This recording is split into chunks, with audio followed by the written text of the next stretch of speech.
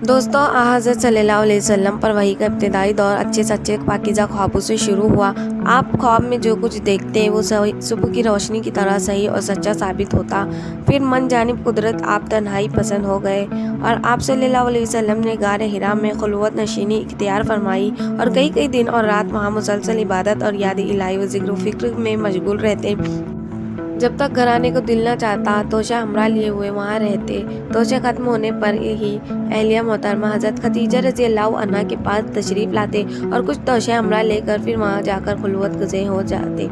यही तरीका जारी रहा यहाँ तक कि आप पर हक मुनकशिफ हो गया और आप गार हिरा में ही क़याम पजीर थे कि अचानक हज़रत जिब्राईल अलैहिस्सलाम आपके पास हाजिर हुए और कहने लगे कि ए मोहम्मद सल्लल्लाहु अलैहि वसल्लम पढ़ो कि आप फरमाते हैं कि मैंने कहा मैं पढ़ना नहीं जानता। आप सल्लल्लाहु अलैहि वसल्लम फरमाते हैं कि फरिश्ते ने मुझे पकड़कर इतनी ज़ोर से भेजा कि मेरी ताकत जवाब दे गई।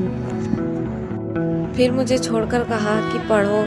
मैंने फिर वही जवाब दिया कि मैं पढ़ा हुआ नहीं हूँ। इस फरिश्ते ने मुझको निहायती ज़ोर से भेजा कि मेरी ताकत जवाब दे गई। मुझको सख्त तकलीफ़ महसूस हुई। फिर इसने कहा कि पढ़।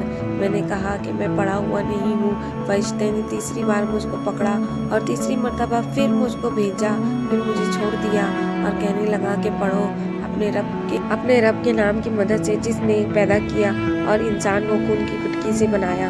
पढ़ो और आपका रब बहुत ही मेहरबानियाँ करने वाला है। बस यही आयतें आप हज़रत जिब्राईल अलैहिस्सलाम से सुनकर इस हाल में गारे हिरा से वापस हुए कि आपका दिल इस अनोखे वाक़े से काँप रहा था